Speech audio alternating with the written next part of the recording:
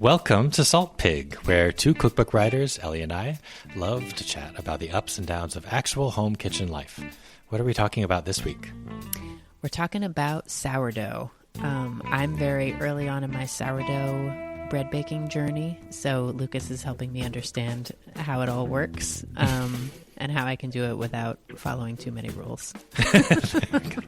And we get into what to do with all that sourdough discard, which is really my fun. favorite. Yeah. No sourdough discard is going to waste in this house or in Lukas's. Yes, I love that. You can find all our old episodes and be signed up for new ones wherever you listen to podcasts. And be sure to check us out on Substack too at saltpig.substack.com. All right, let's get started.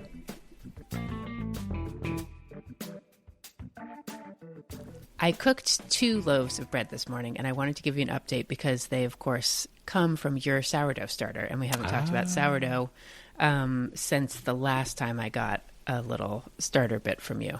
Oh, nice. So 2 loaves. What kinds of breads? Like so the round type and the baked in the Dutch oven? Or? Well, yeah. So I cooked them in the Dutch oven. So one was just a plain sourdough loaf, and one was, I decided to mix it up a little bit. I've been thinking it's been really nice. Like, our family eats so much bread, and I'm feeling established enough in this. I've now been cooking sourdough for maybe like a month or I guess maybe a couple months, feels like, sort of consistently. So I'm like, it would be really cool if now I can try to sort of mix it up a little bit. Can you share like what recipe it is? Yeah, I wanted to do something like super basic. I just wanted to use like flour, water, and the sourdough starter. So I found this recipe in a book, actually, I edited years ago, the Il Buco cookbook. Oh, and I love that restaurant. Yeah, it's a great restaurant. It's a great cookbook. And it was funny because when we were editing the book, it was in the middle of COVID. And Donna, the author, really wanted to, like, sort of last minute, was like, I think we need to do a bread chapter. And I was like, being sort of from the editorial point of view, I was like, it's too late. We can't squeeze this in. We're already editing it. We're already behind schedule, whatever other constraints I had. I was like, it's too crazy. And can I just say, as an author, this is like what you do. This tension between the editors saying, yes, no, it's too late, and the author saying, I want to like add a bread chapter. Yes. This is how books happen. It's always what happens. It's literally always what happens. So I was like, and I've been on both sides of it, and I'm like, I see it, but it was like the middle of COVID. It was so stressful. I had 2 kids at home and no childcare. And I was like, can we just edit this book and get it along? Anyway, Donna won. We added the bread chapter to it. And now, of course, it's like the only bread recipe I use. So I'm very glad that she pushed it. And it's a really good recipe. And what I really like about it is that it's very straightforward. Like, this Filone recipe is just sourdough starter and flour and water. And so salt. And salt. Yes. Okay. So I started making that a couple months ago. And it was really, really wet, and it wasn't really working exactly for me. And I just kept making it and sort of tossing this glop around, and it would, like, I could bake it and it would tasted good. And like, the whole family was obsessed with it. So I was like, I guess this is just sort of my fate. And then I think I talked to you about it. And it's the kind that it sort of like turns into like a flat, almost like a thick focaccia type of shape, just like big disc. Yeah, it turned into this big disc. Rather than like a perfectly round with the ears poking up and stuff. Yeah, yes, I can see it. Yes. I've been there. Yes, and that, to be honest, is still sort of where I am. But I have made some tweaks that have changed things a little bit in terms of usability, where now I use half bread flour and half AP. Oh, interesting. And the recipe specifies all bread flour? Was just all AP. AP, oh, okay. Yeah. So that was interesting. That really seemed to like firm it up. And then I cut back on the water a little bit, and that also seemed to help. So I'm sort of gradually getting a little bit more comfortable to like make these little minute changes, which was honestly the thing that worried me so much about making bread in the first place. Is I was like, I really don't want to be exact. Yep. It's just not that fun for me. So I was like, I have to find a way to do this where I don't have to be so exact, but I also still want it to like come out okay. Like, again, it doesn't have to be great, but just like for it to come out okay. So that really seemed to help. And then I was like, okay, I'm going to start making 2 loaves at once, because that seems like sort of the right amount of bread for us to have around. Then yesterday, so I was making my regular 2 loaves, and I was like, I'm going to try to jazz one up a little bit. Have you ever had, this is like a real Brooklyn thing, so I don't know, like a Carroll Gardens thing. Have you ever had lard bread? Oh, I have, yes. Yeah. It's like an Italian-American thing, or Italian Yes. thing? I think it's an Italian-American thing. I'm not sure, though. And it's, it's something I grew up with in that part of Brooklyn. There are a few bakeries like on Court Street where they have this bread called lard bread. Now they've, of course, rebranded it in some of these bakeries as prosciutto bread, which I disapprove of. But I'm like, it's lard bread. Let's just call it what it is. But it's a really fatty loaf of bread, like almost in a baguette shape, that has, little bits of, I didn't know it was prosciutto. I think it's like, if I had to guess, it's like little pieces of salami and little bits of sort of hard cheese and lots of pepper. And it's really greasy, like in almost a croissant sort of vibe. Okay. Like stains the napkin. Oh yeah. Like if it's in a paper bag, like by the time you get home, everything in your like purse smells like lard, basically. Okay. It's like covered Yum, it sounds really good. This informed your decision to how you're going to jazz up the second loaf of sourdough. So I was like, oh, okay. I've got some little pieces of salami and some other stuff. I was like, maybe I'll throw that into this loaf. So unfortunately, I didn't really have very much. So it was like a little bit of salami, a little bit of this manchego that was kicking around. And then I toasted up some fennel seeds. Oh, yeah. This was very last minute. So I should have put in black pepper. I should have added more olive oil, whatever, blah, blah, blah.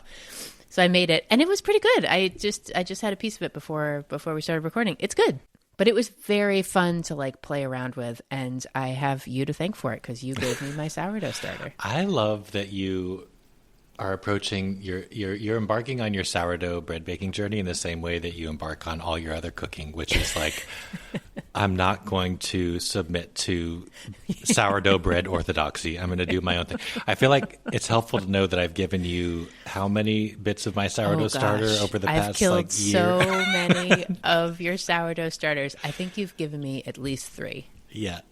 And it's like, I just keep, and I'm just like, I will not be tamed. I'm like, I'm just going to feed it the way I want to feed it. And it's going to and eventually now I think we actually have me and my sourdough starter have a real thing going. I think it finally all sort of snapped into place where I was like, oh, I understand how to feed it. I understand what it wants. What to look for, what it should smell like, how, yeah. Yes. And it does take more exacting. It does take a little bit of exactingness. You can't. Yeah, no. Yeah. I'm sorry, Ellie. No, and it's true. And well, will you tell? So, what did you learn along the way? So, I don't know if anybody is new to sourdough starter. I was sort of familiar. I had never done it before you gave me the starter, and I was like, oh, I know you had just written this book about bread, so I was like, obviously Lukas is on the sourdough tip, so I was like, oh, he'll give me some sourdough starter, and that will be great. And I didn't have a scale. And I really didn't want to buy a scale. And I was like, oh, I'll just, so you gave me this little bit and you were like, it told me what to do, but it was all in grams. And I was like, oh, I can sort of maybe wing that or translate it on the internet or whatever. But you just take this little bit of sourdough starter and you feed it equal Literally amounts. just like a spoonful, like a tea. It's so little. It's so little. That was actually, I think, the thing that stumped me for the first couple of times that I killed it. Because I think I was taking too much starter. And then if you feed it even the right amount, it just doesn't do anything. And then you get rid of some and you do it again. And it's just like, it's like underfeeding a baby. When we were sort of trying to diagnose the problem before, it sounded like you were using too much of the sourdough starter. You were feeding too much of the sourdough starter into So when you feed a sourdough starter, you take a dab of it, 10 grams, which is like a heaping teaspoon or something. Yes. And then you add 50 to 75 grams of flour and 50 to 75 grams of water. So it's just, and then over the course of 4 to 10 hours or whatever, it bubbles up and sort of triples in size almost in a glass. And then that's the fresh sourdough starter that goes in a loaf of bread. And then you scrape away a little bit of it and then feed it again to keep it alive. But that's kind of the process of feeding it and maintaining it. Exactly. Yes. And my problem was that I was just not, I was feeding too much of it. I was like taking like a tablespoon or two and then adding 50 grams of water and 50 grams of flour. And it just was, I think it was just like very frustrating for the starter, basically. I think it wasn't getting enough food. So then it would sort of like barely do anything. And then I would just keep repeating that process until it sort of exhausted itself and died, I guess. Yeah. It was very sad. Not to like, it's more coming from a place of being sort of amused and intrigued, but yeah, there is just so much freaking information about how to maintain a sourdough starter on the internet, and so many books written about sourdough bread. And I love that you were like, I'm doing it my way. I'm going to learn this lesson myself. Right. Well, this is who I am in life and as a cook. But it also, yeah, like, I mean, and maybe it's because I've like edited a lot of books, cookbooks. Like, there's something about reading through the minutia of like of a process like that, where I'm just like, I can't do it. I can't handle that amount of exactness for some reason. Yeah. Like it just sort of bores me, and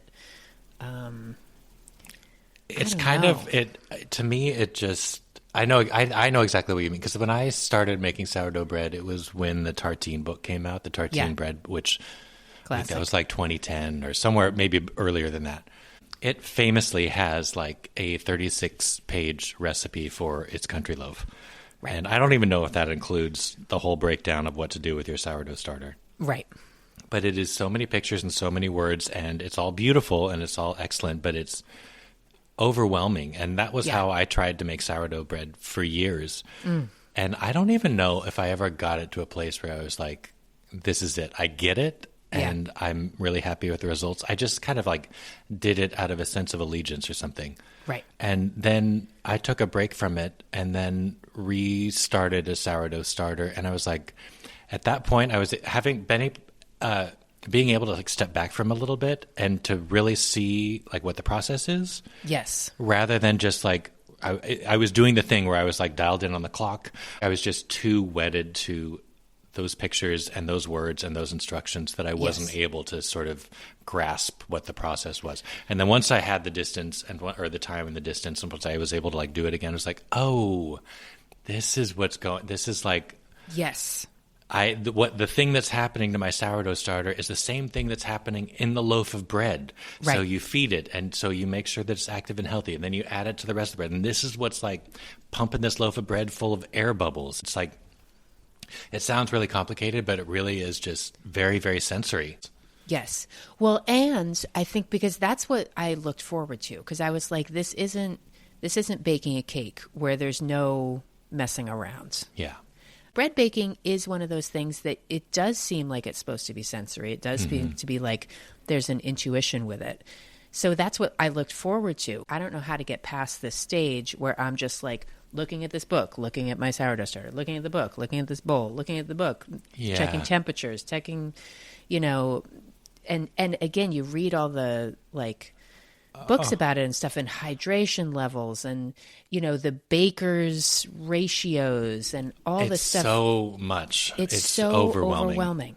I know I could get to a point where I can play around a little bit and be a little looser with it, but I was like, getting to that point was very difficult. And I think, and it's something that actually, since we're doing this, I think it would be so handy for you, since you sort of understand bread baking, having written a book about it, and also just having done this for years, like in the shortest, simplest terms, almost in like a storytelling version, what is happening?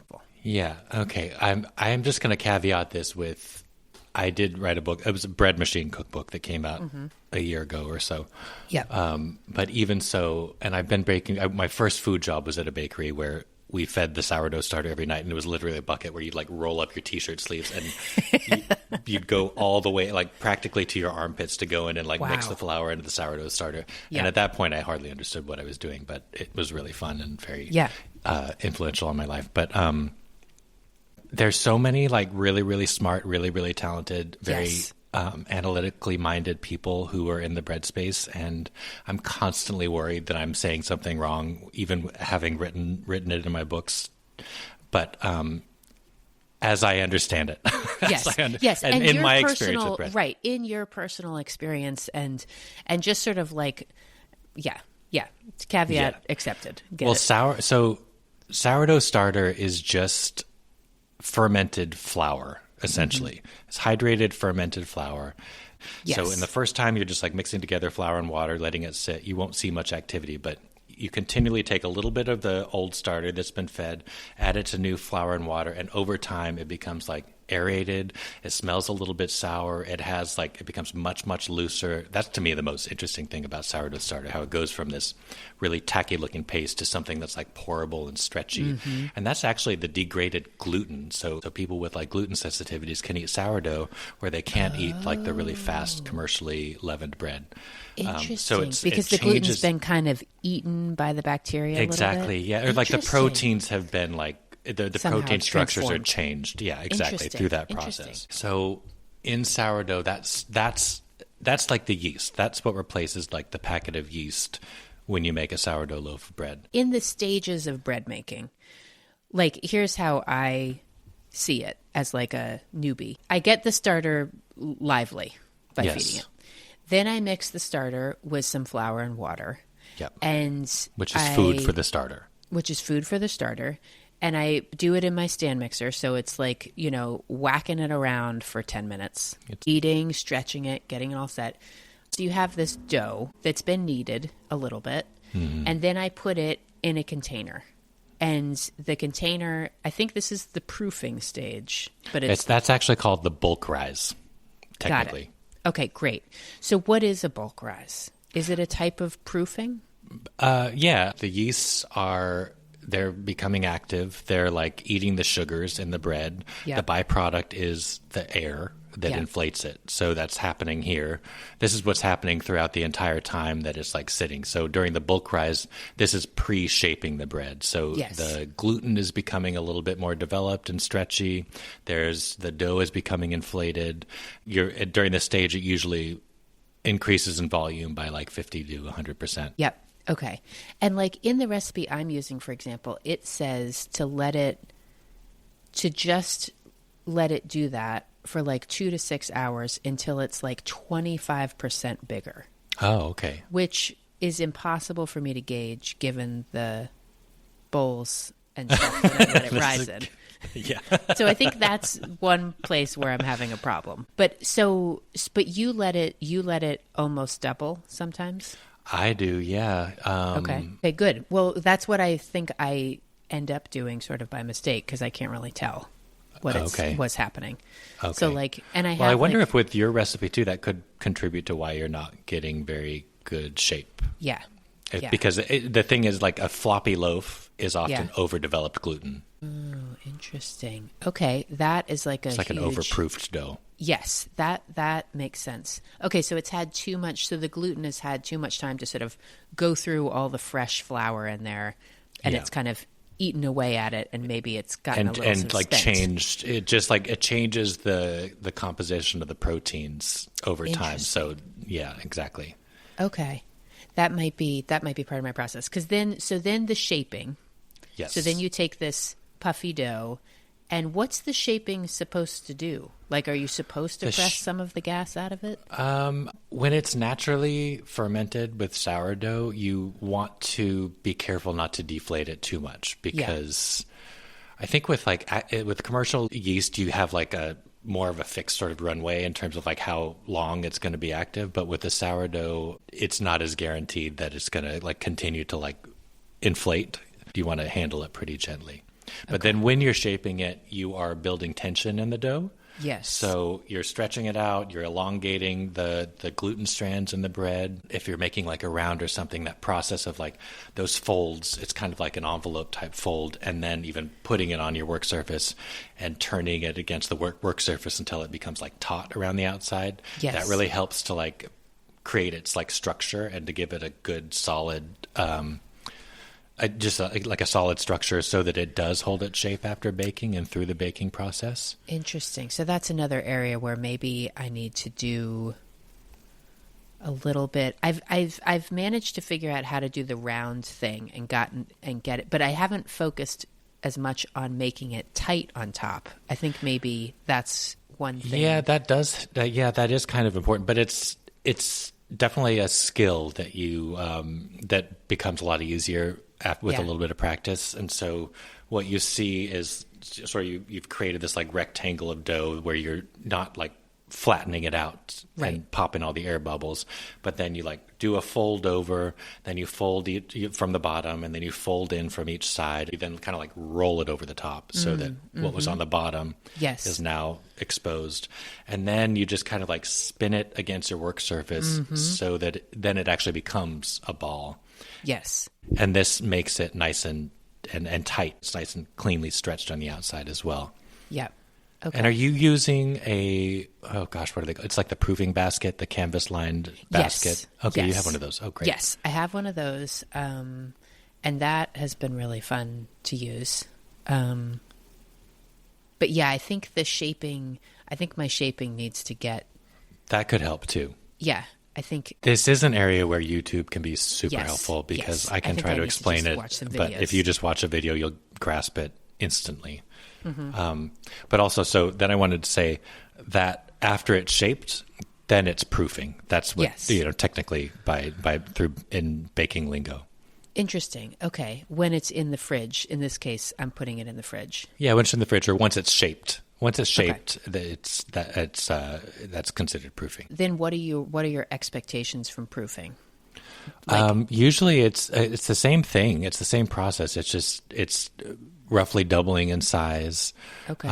It's inflating with air. The yeast is continually, it's producing the air as a byproduct through like the fermentation process. Usually the best gauge for knowing when it is properly proofed is that you can sort of press your finger on the outside of the dough and it fills back in. So if you press your finger and then the indentation stays, it might be a little bit overproofed.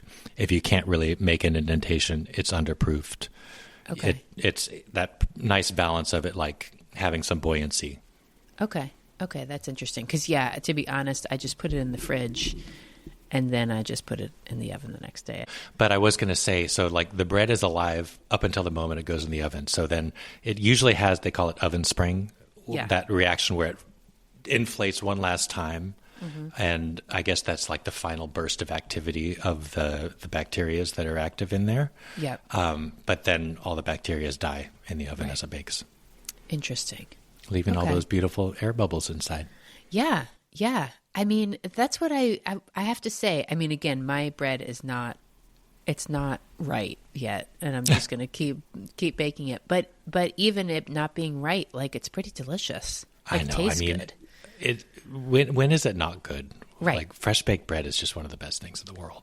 Totally. So it's been surprisingly fun. And the discard aspect, as one could imagine, is a real fun thing for me. Like I was going to say, I bet you're the queen of sourdough discard, I'm sure. I bet not a drop has gone to waste. Not a drop has gone to waste. Basically what I've made is crackers. That's my main thing, is crackers. And how do you make them?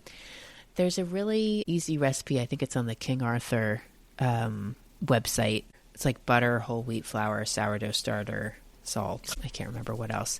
I mean, I think their version's probably the best, but I've like made them with like flavored olive oil. I've made them with other types of flour that's kicking around. It seems like, again, with crackers, you're not expecting a lot of action. You roll it out between two sheets of parchment and score it with a fork and cut them into bits with like a pizza cutter, and they're good. I've made sourdough discard crackers a number of times, and I love that tangy flavor. It's like, it almost tastes cheesy to me. Yes, and you can totally sprinkle. I've put like seeds on them or other like spices in them, or again, I've used these flavored olive oils, which I was kind of trying to get rid of the flavored olive oils, to be perfectly honest, and and that worked. Like they worked fine. My favorite thing with sourdough discard is using them as the binder for granola.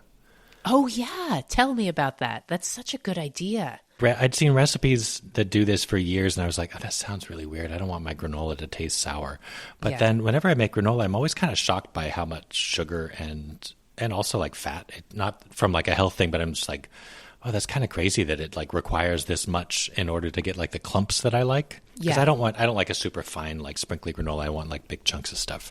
Yeah. And the sourdough starter is the miracle ingredient here. It like helps bind everything together. Somebody was explaining online that like the flavor that like the lactic acid or whatever the acidic flavor is in your sourdough starter, it actually bakes off in the oven. It's not actually going to taste super sour. Oh, right, because it's so distributed. It's not like a big lump of it. It's spread out. It's spread out, but also there's some kind of chemical reaction with the heat in the sourdough starter. So even though it smells really strong, it doesn't end up tasting that way.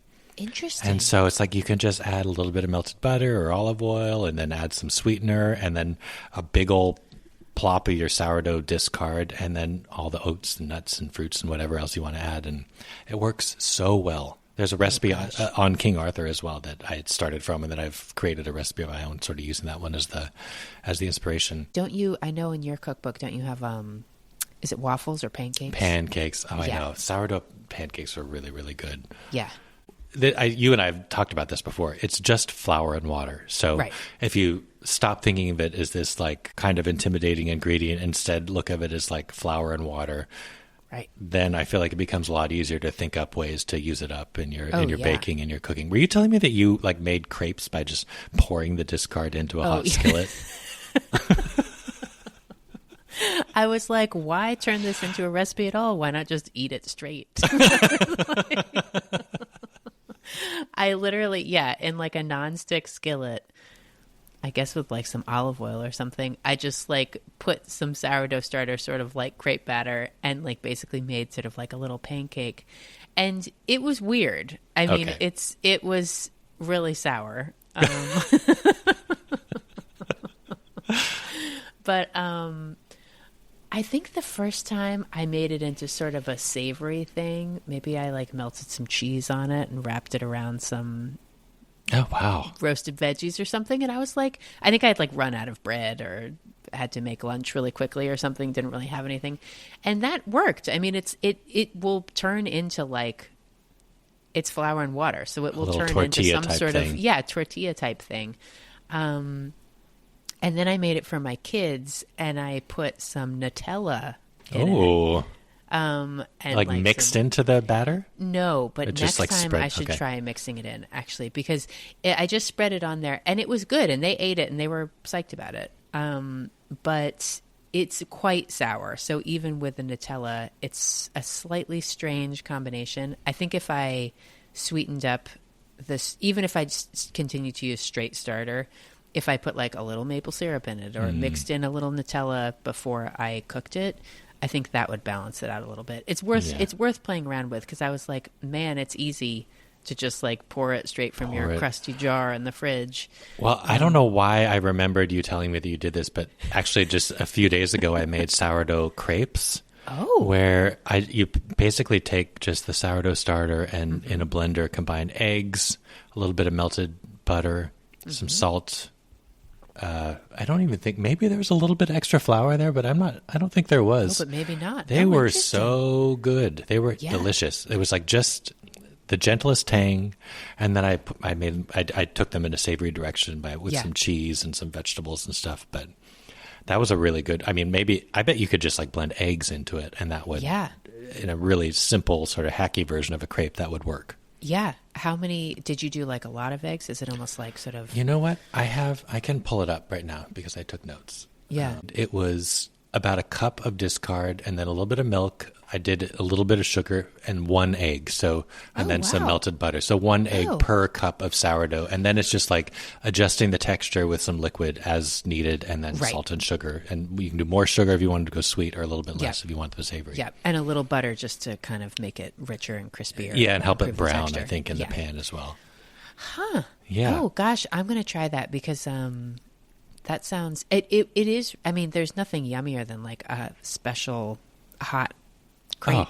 Like, I know. Kind of and we went for breakfast, we met some friends at this like French bistro in our neighborhood, and they had like the galette, the buckwheat crepe of France, or yes. What part of France is it from? It's galette. Like the I don't know. I'm In gonna France. embarrass myself. Yeah, France. But I was reminded, like, oh God, this is really good. This is a delicious, like with the egg in there, and there was like the caramelized onions and the Gruyere cheese, and it was like, this is exactly what I want to eat when it's not going to get above freezing anytime soon. Yeah, that's a great idea.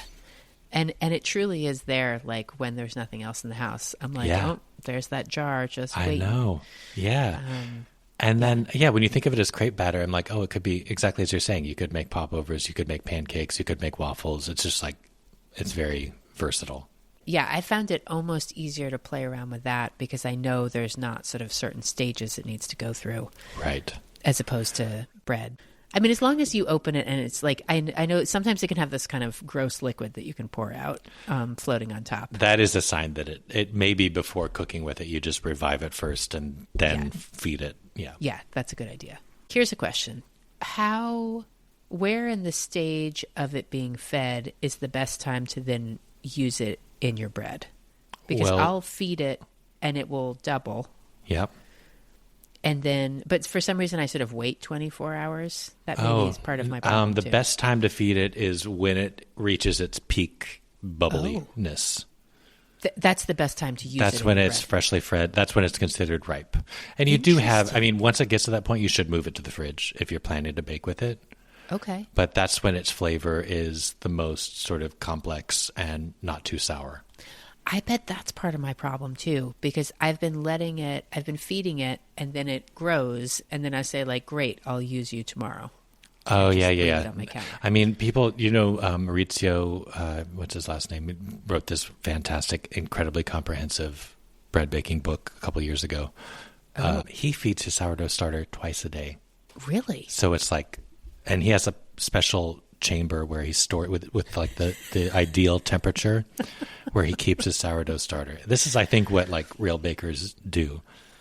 But that's the thing. I just don't want to be a real baker. I'm not a real baker. I have no chamber. I know. I feel like I'm constantly straddling that line of like, how seriously do I take myself? Too seriously, not seriously enough. Too seriously, not seriously. I don't know. I know. It's tricky because it's like, it is, because on one hand, I want it to be delicious. Yes. So I don't want to go to all this trouble and then have it be terrible. So that's cool. I wonder what sort of cookbooks. I'm sure there's a ton of cookbooks out there that are like simplified versions of things, but I really like, and who I constantly go to as a resource is Alexandra Stafford and her Alexandra Bakes Cookbook. I feel like she is so sensitive to home cooks. Yes. Like she knows what it is to do it professionally. Yeah. But she really understands the home kitchen and the home cook mindset. I love all of her recipes, and the way that she writes about this stuff is so clear. Yes. I think you sent me to her videos and I was like, oh, I'm starting to understand what this is all supposed to be doing and sort of what it all means. Yes. Rather than sort of getting lost in the details. And the temperatures and all the little minutia. Yeah. I know. Even like baker's percentage. Can I just admit, I have had to look this up so many times, and I think that I understand it, and then I don't, because I have to look it up again. Yeah.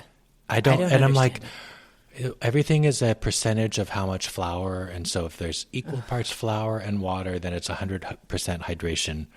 But then I get tripped up because I'm like, wait, does honey count as water or flour? Like, where do you? I'm probably sounding really dumb right now. No. But I have to it sounds like it should be so simple, but I cannot wrap my head around it. Yeah. And that's the kind of thing where I'm just like, if I can't wrap my head around it after a couple times, I'm like, well. Not meant to be. Not meant to be. Though I have now been totally indoctrinated that having a scale is actually very helpful. The scale is a game changer in every aspect of baking and cooking. Is. And to be honest, for other non-scale people who also don't want to have scales, it's actually easier to be slapdash with a scale. So much easier. And you don't have to dirty all the measuring spoons, measuring cups. Yeah. Which and you're not do you spoon the flour in and then scrape it with a knife, or do you put the thing in the flour and scoop it out? My favorite ingredients for the scale are, because you know how much I hate the sputter of really floury things like corn. The puff. So cocoa powder Yeah. When you can just spoon the cocoa powder directly into your mixing bowl without having to dirty a measuring spoon and then create the inevitable puff on the countertop. Yep. And then honey. When you can just squirt the honey directly into your bowl and weigh it, you don't have to dirty. Those two just game changer for me. Yeah. Yeah. No, I have to say it's been really, it's kind of oddly fun to put it on there. Yeah. Oh, here's a trivia question that really fits for us. So how do you say the word Tare? Oh, I've always said tear. Okay, great. Okay. Because I just didn't know. Oh, okay. Oh, I thought that there was some kind of... Oh, no. I thought you were going to put me in a trap there. No. I literally am just asking, and I didn't want to influence you because Margaret was helping me yesterday when I was measuring out the stuff for the bread, and so I kept having her tear it, or however you use that word in a sentence, and I was like, is it tar? Is it tear? Is it this? Is it that? So that's very helpful. I think tear it to zero. That's what I always think in my head. Yeah. And have written. Yeah. Oh gosh, this was like such a lively conversation about sourdough starter. Yeah. I feel like, and I kind of feel like I could keep going for another 45 minutes. I know. Well, it's a really interesting topic, and I'm glad to be sort of playing around in that world a little bit. And I'm very glad that you've been so generous with your starter. I mean, the thing is, I bet it wasn't even dead. The number of times that I feel like I will bake and I'll need, like, say, 125 grams of my sourdough starter, and I'll scrape every drop of it in. Yes. And then it's mixed into the dough. I'm like, oh, no, I just used up. I have no sourdough starter in reserve. And it's just like the dregs left in the bowl. And so I'll add like 30 grams of flour, 30 grams of water. And there's enough left in there that it comes back to life. Wow. That's really cool. It's kind of miraculous. It is. And this really is how they figured out bread in the first place. Right. It is so crazy. And they didn't have a digital scale either. Right. They were doing this, mixing it with their hands, just doing a little bit of that, going out completely by sensory cues. I know. I mean, that's my goal. Yeah, so cool. What is for dinner tonight? Ooh, gosh. I don't think I've thought about what's for dinner tonight. It's Saturday, so this is... It is Saturday, yeah. I went to... Well, I'm thinking, what should I make for dinner tonight? I feel like you should make some sourdough crepes. Do some, like... do a little crepe party with the kids where everybody can, like, fill their own crepe and then... Oh, gosh, they'd love that. Fold them into little quadrants and fry them off. That's a great idea. That's a great idea. Some cheese, roast some tomatoes or something. Yeah. Yeah, maybe I'll do that. Good. What are you making for dinner? I think we're going to go out to dinner tonight because it's a Saturday and going to a friend's little gallery opening. But there's this really good Mexican restaurant out in Ridgewood called Hellbender where they make their own. It's really, really good. Is it? And they have their own like masa program or whatever. So they make all their own tortillas that are so delicious and fresh. And I don't know. It's really cold outside. So looking for something that feels like a little escape. Yeah, some warm weather. Yeah. In my mouth, I guess. Yeah. That sounds good. It does sound good. Well, enjoy the night off. Yes. You too. And we'll just talk soon. Sounds good. All right. Okay. Bye, Ellie. Thanks. Okay, bye.